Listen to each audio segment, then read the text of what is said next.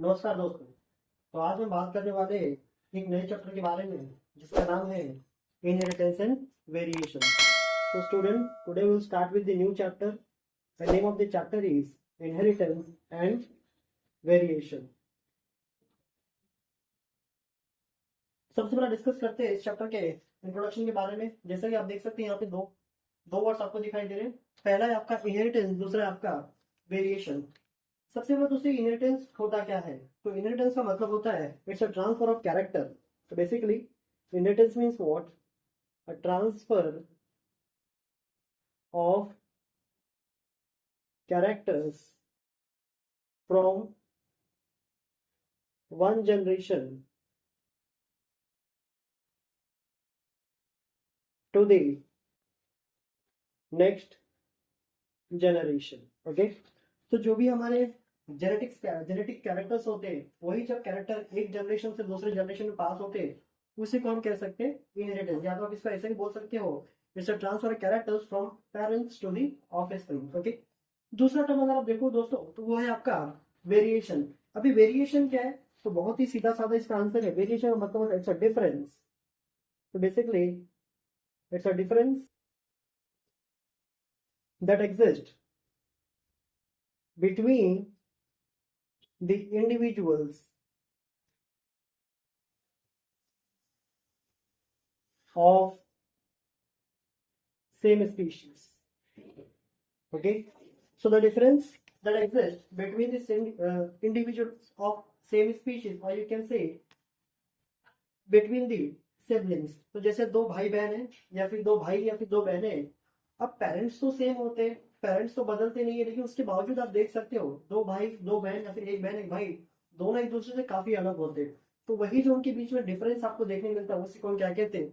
Variation. Okay, so variation it can be defined as a difference between the individual of same species. Okay, अब देखो दोस्तों एक term है यहाँ पे आपका the scientific study of inheritance and variation, जिसको हम कहते हैं genetics. Okay, so genetics is nothing but it's a scientific study, it's a scientific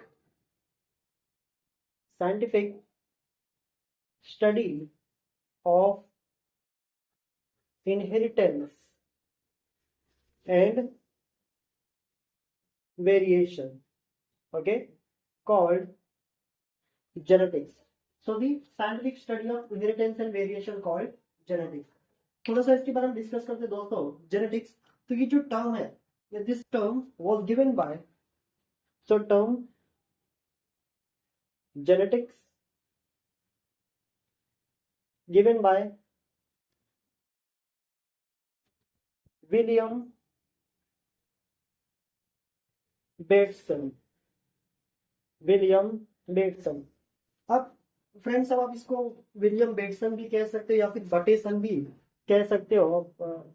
यहाँ पे जो स्पेलिंग है इसका BATSON, तो कुछ लोग इसको बेटसन कहते हैं, कुछ लोग इसको बटेसन कहते हैं, तो आप दो चार इसको बोल सकते हो। Okay, so the term genetics given by a person name William Bateson और the Bateson in the year 1906. But remember student, we don't consider this person as a father of genetics. तो इस इंसान को हम फादर ऑफ जेनेटिक्स नहीं मानते। Simply इसने क्या किया था, ये जो टर्म है आपका जेनेटिक्स, इसको क्वाइन करने का काम किया था आपका विलियम बेटसन ने। Then who is the father of genetics? तो फादर ऑफ जेनेटिक्स हम कहते हैं बहुत ही फेमस पर्सन है, सबको पता होना चाहिए, the father of genetics, father of genetics, it's your Gregor Johann Mendel. So this person is considered as a father of genetics. The father of genetics, it's your Gregor Johann Mendel. अब मैंने आपको ये तो बता दिया, the father of genetics, it's your Gregor Johann Mendel. But the question is why? अब आखिर इसी पर्सन को हम क्यों कहते हैं फादर ऑफ जेनेटिक्स? तो दोस्तों थोड़ा सा हिस्टोरिकल बैकग्राउंड देखते हैं इनका, ये कौन थे, कब पैदा हुए, कब इन्होंने क्या काम किया, और आखिर इनको फादर ऑफ जेनेटिक्स क्यों कहा जाता है। जैसे बात करें तो 19th सेंचुरी तक, ओके, तो टिल 19th सेंचुरी जो साइंटिस्ट थे उनका मानना था कि there is a blending inheritance, यानी कि जो बच्चे होते हैं, ओके, उनके अगर आप देखो ज्यादातर टाइम यही होता है, जो बच्चे होते हैं वो अपने पेरेंट्स के बीच में होते हैं। That mean 50% of the characters are coming from their male parent and 50% of the characters are coming from their female parent. तो यही देखने मिलता है अक्सर, जो बच्चा होता है अपने माँ बाप के बीच का होता है। तो जो पहले के साइंटिस्ट थे, उनका यही मानना था कि बच्चे की बॉडी में कुछ हद तक ब्लेंडिंग इनहेरिटेंस देखने मिलता है। इसका मतलब मेल पेरेंट और फीमेल पेरेंट का ब्लड मिक्स होता है, और वही जो मिक्स्ड ब्लड है वो पास हो जाता है किसमें, बच्चों में। इसी वजह से जो बच्चे हैं ना, अपने मेल और फीमेल पेरेंट यानी कि अपने मदर और फादर जैसे दिखाई देते हैं। ये पहले के लोग, पहले के जो साइंटिस्ट हैं, वो इस बात को ऐसा ही कुछ मानते थे कि ऐसा ही कुछ होता होगा। लेकिन यहाँ पे ये तो ठीक है, अगर बच्चा माँ बाप पे जा रहा है तब तो कोई प्रॉब्लम नहीं, हम बोल सकते हैं कि वहाँ पे ब्लेंडिंग इनहेरिटेंस होता होगा। लेकिन प्रॉब्लम तब खड़ी हो जाती है जब इन साइंटिस्टों से पूछा गया कि ठीक है चलो, बच्चा अपने माँ बाप पे जा रहा है, ब्लेंडिंग हो रहा है, हो सकता है वहां पे। लेकिन कभी कभी ये भी देखा गया है कि जो बच्चा है न तो अपनी माँ पे जाता है, न तो अपने पिताजी पे जाता है। बच्चा जो है कभी कभी अपने ग्रैंड पेरेंट्स यानी कि अपने दादा पे भी जा सकता है, अपनी दादी पे भी चला जाता है। कभी कभी बच्चे जो है अपने नाना नानी या फिर आंटी या फिर अंकल पे भी चले जाते हैं। सबसे बड़ा क्वेश्चन, अब वहां पे किसी भी तरह का ग्रैंड पेरेंट का इन्वॉल्वमेंट नहीं था, नहीं वहां पे आंटी या नहीं है तो वहां पे अंकल का इन्वॉल्वमेंट है, फिर आखिर वो बच्चे आंटी अंकल या फिर अपने ग्रैंड पेरेंट पे कैसे चले गए। अब इस क्वेश्चन का जो जवाब था ना, किसी भी साइंटिस्ट के पास नहीं था। उसी समय एंट्री होती हमारे फादर ऑफ जेनेटिक्स यानी कि ग्रेगर जोहान बेंडल की, और इन्होंने बताया no, there is no blending inheritance. इन्होंने क्लियरली बोल दिया कि एज सच कोई भी ब्लेंडिंग इनहेरिटेंस होता नहीं है। अब इन्होंने क्या बताया कि देयर इज अ पार्टिकल, कोई तो पार्टिकल है, तो there is a particle, there is a particle which is responsible for carrying the body character, or you can say holding the character, as well as transferring the character from one generation to the next generation। इन्होंने बताया कि body में कोई तो particle है, okay, कोई तो ऐसा पार्टिकल है जो कि कुछ हद तक बॉडी के कैरेक्टर्स को होल्ड करके रखता है, और जब भी सेक्सुअल मोड ऑफ रिप्रोडक्शन होता है उसी दौरान क्या करता है, वो कैरेक्टर को पास कर देता है from one generation to the next generation, या फिर बोलो पेरेंट्स टू दी ऑफस्प्रिंग। उनसे पूछा गया कि भैया पार्टिकल का नाम बता दो, तो उन्हें बताया उस पार्टिकल का नाम age factor. Okay, so basically this term, or you can say the factor, the term factor was given by the Gregor Johann Mendel, and factor is nothing but it's a particle which holds the genetic information and also transfer that information from one generation to the next generation। ठीक है, यहाँ पर इन्होंने बता दिया कि body में कोई तो पार्टिकल है जो कि इंफॉर्मेशन को स्टोर भी करता है और पास भी करने का काम करता है। अब इनसे पूछा गया, यानी कि जो साइंटिस्ट थे उन्होंने ग्रेगर जॉन वेंडल से पूछा कि भैया चलो मान लिया कि बॉडी में पार्टिकल है, हम मान सकते हैं यहाँ पे बॉडी में एक पार्टिकल जिसका नाम फैक्टर है, जो कि इंफॉर्मेशन को होल्ड भी कर रहा है और पास भी कर रहा है, लेकिन वो पार्टिकल है कहाँ। अगर बॉडी के अंदर प्रेजेंट है इसका मतलब उसका कोई फिजिकल लोकेशन होगा। तो इनसे पूछा गया कि काम करो, अगर ये पार्टिकल सच में एग्जिस्ट करता है तो उस पार्टिकल का लोकेशन बता दो। ध्यान देना स्टूडेंट, यहीं पे जो हमारे ग्रेगर जॉन मेंडल थे वो फेल हो गए, वो इसका एग्जैक्ट लोकेशन नहीं बता पाए।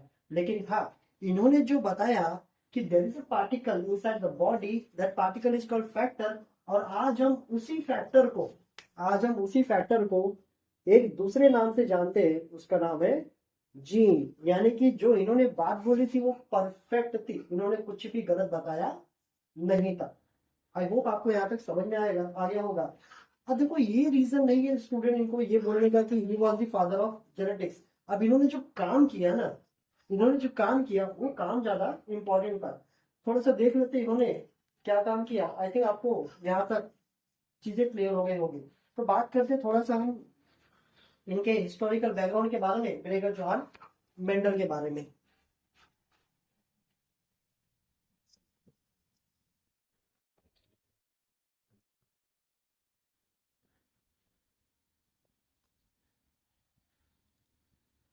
तो स्टूडेंट अभी हम बात करेंगे specifically about the person named Gregor Johan Mendel.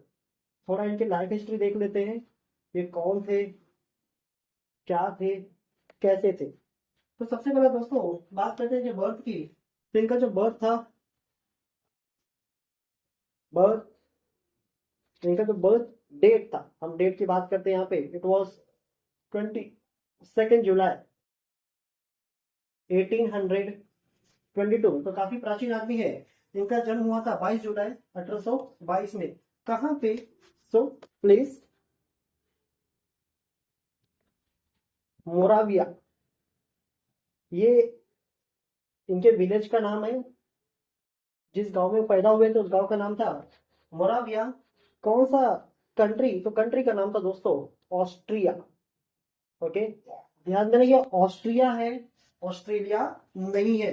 तो ऑस्ट्रिया में मोराविया करके एक जगह है जहां पे इनका जन्म हुआ था। इनके जो पिताजी थे वो एक फार्मर थे। Father, his father was a farmer. तो इनके पिताजी एक किसान थे और वही किसान के घर में इनका जन्म हुआ था।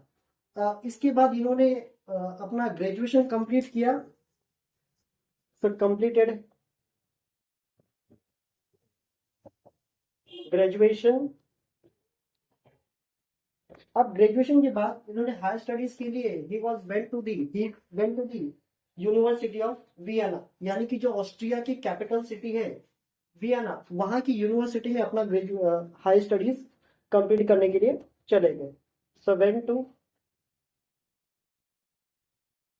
University of Vienna for higher studies. एक बात और बताऊं दोस्तों, तो इन्होंने अपना जो ग्रेजुएशन था, इन्होंने जो अपनी स्टडी की थी वो फिजिक्स, मैथमेटिक्स और नेचुरल साइंस में इन्होंने पढ़ाई की थी।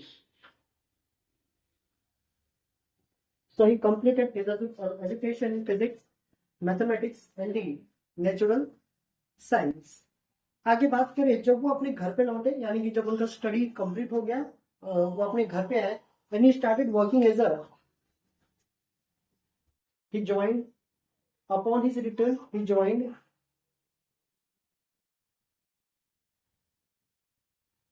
Augustinian monastery of Brunn। तो एक जगह का नाम है ऑफ ब्रुन। तो इन्होंने ऑगस्टिनियन मोनेस्ट्री यानी कि चर्च था उसको ज्वाइन कर लिया। And he started working as priest and teacher, यानी कि वो वहां पे आके पंडित बन गए। पंडित या फिर ज्यादा अच्छे से कहे तो ये वहां पे आके चर्च में फादर बन गए और साथ लगे हाथ टीचिंग भी वहां पे इन्होंने स्टार्ट कर दिया। अब देखो दोस्तों, टीचिंग करते करते इनके मन में ख्याल आया कि चर्च के पीछे काफी जगह है, क्यों ना उस जगह का इस्तेमाल किया जाए। और वही जो चर्च के पीछे जगह थी वहीं पे इन्होंने अपना एक्सपेरिमेंट स्टार्ट कर दिया। तो ध्यान दो दोस्तों, यहाँ पे इन्होंने अपना एक्सपेरिमेंट स्टार्ट किया। So started experiment in the year 1856। ध्यान देना, 1856 में इन्होंने अपने एक्सपेरिमेंट की शुरुआत की। और जो एक्सपेरिमेंट और इनका जो एक्सपेरिमेंट था, this experiment was completed in the year 1865। Completed in the year 1865। तो जब इनका एक्सपेरिमेंट कंप्लीट हो गया, उसके बाद ध्यान देना, ये जो एक्सपेरिमेंट था कंप्लीट होने के बाद जो भी वर्क इन्होंने किया था उसको प्रेजेंट किया। तो प्रेजेंट कहाँ पे किया? सो प्रेजेंटेड हिज वर्क इन और at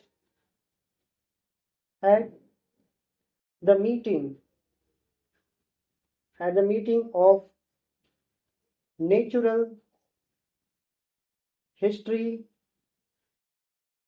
society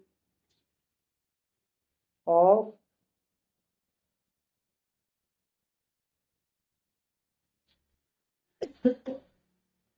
तो इन्होंने अपने वर्क को प्रेजेंट किया at the meeting of natural history society of broom.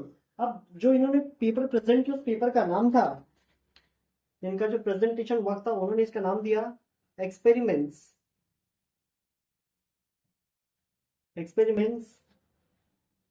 In plant hybridization, experiments in plant hybridization. So this was the name of paper published by him in year, presented and published by him in year 1865. इसी साल इनका paper present भी हुआ और इसी साल इन्होंने इसको पब्लिश भी कर दिया. बट दोस्तों इन्होंने जो काम किया था ना, his work was remain unnoticed. किसी ने भी इनके वर्क को नोटिस नहीं किया. अब नोटिस नहीं करने का कई रीजन हो सकता है. जैसे उस टाइम, तो जैसे आज के टाइम में सोशल मीडिया है, अगर कोई कुछ भी करता है तो फटाफट वायरल हो जाता है. बट उस टाइम कम्युनिकेशन इतना ज्यादा अच्छा था नहीं, तो वो भी एक रीजन हो सकता है. और उसी समय डार्विन ने भी अपनी थ्योरी को डिस्कवर किया था, तो लोग डार्विन की थ्योरी के पीछे ही ज्यादा फोकस कर रहे थे. इस वजह से भी पॉसिबल है इनका जो एक्सपेरिमेंट था वो कुछ हद तक लोग नोटिस नहीं कर पाए. ओके, अब बट हुआ क्या at the and in the year 1884. In the year 1884 he died. इनका डेथ हो जाता है 1884 में. बट ध्यान देना स्टूडेंट, डेथ तो हो गया, लेकिन जो ये डिजर्व करते थे उनको कभी मिला नहीं. That means he didn't get the name and fame while he was alive. But in the year 1900, three scientists